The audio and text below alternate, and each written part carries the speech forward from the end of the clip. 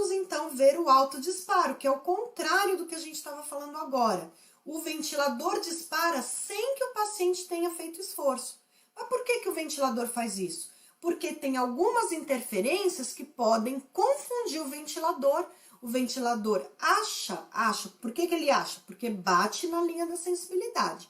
Se tiver alguma situação que sensibilize o ventilador, ele vai disparar, tá? Porque ele está achando que é um esforço, só que na verdade aqui não foi um esforço, foi um agente confundidor.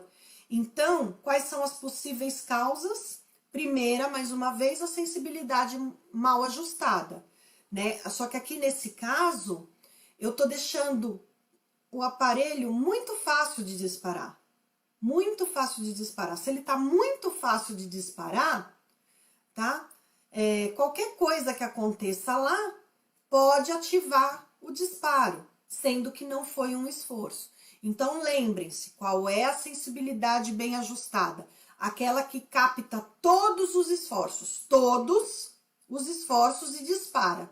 Mas ela não é tão fácil de disparar a ponto de deixar que qualquer interferência dispare o equipamento.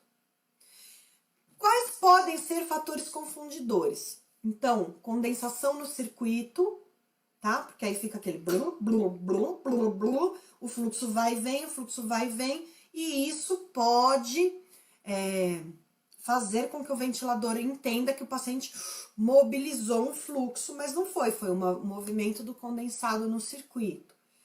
Eu já vi, gente, já aconteceu comigo, deu esbarrar o joelho, sabe que você tá passando lá do lado do paciente, você bate ali no circuito e o ventilador disparar. Eu falei, caramba, a sensibilidade estava mal ajustada, né? Tava muito fácil, porque você andava assim, né, do seu pé balançar ali do lado do ventilador, o ventilador dispara. Até isso eu já vi, tá bom? Não que eu seja uma elefoa, né, gente? Andando do lado do ventilador, pelo menos eu não era, né? Naquela época.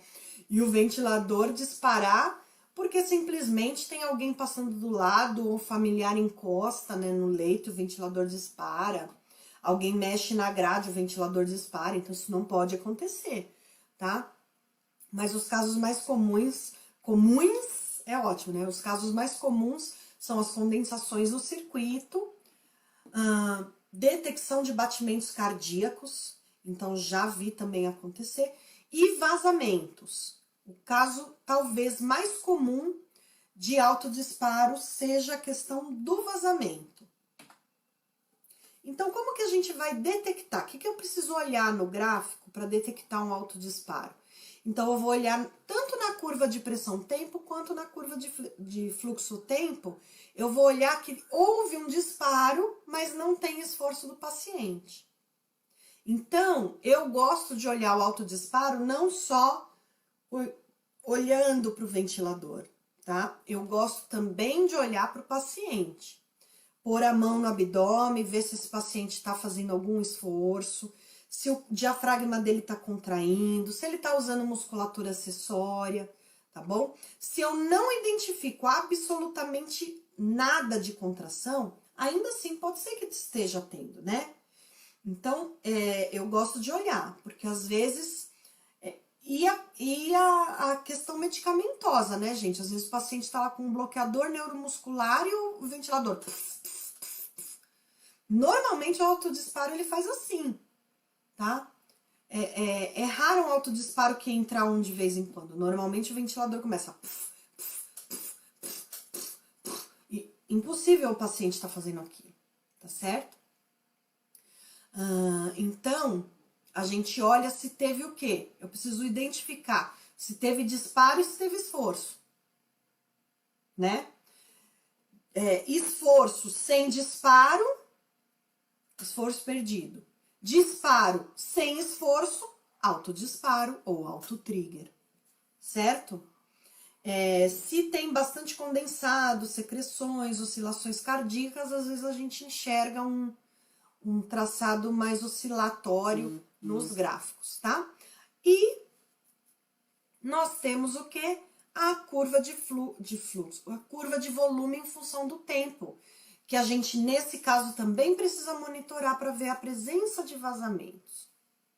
Eu vou mostrar para vocês já na prática, fica mais fácil de entender esse vazamento. Então, gente, como solucionar? Vou tentar identificar, né?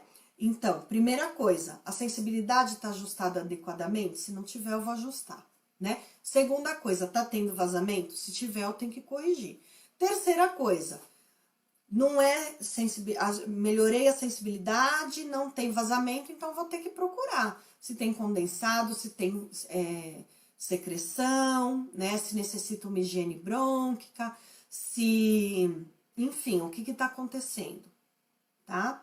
E aí eu vou resolver, se for condensado, eu vou drenar esse condensado, se for alguma secreção no circuito, eu tenho que ver se eu consigo, o que eu consigo fazer, né? Às vezes, sabe, o paciente secretivo, eu nunca vi um autodisparo por o paciente estar secretivo, mas pode ser que algum... sabe quando tem aquela secreção que sobe e desce? Tá? Não é que o paciente está secretivo lá dentro, isso não vai causar autodisparo. Mas é quando a gente vê aquela secreção que sobe e desce no tubo, aí essa sim pode causar, tá? Porque ela vai fazer... o problema, né, esses balanceios, eles vão alterar o fluxo, e essa alteração do fluxo pode sensibilizar o ventilador.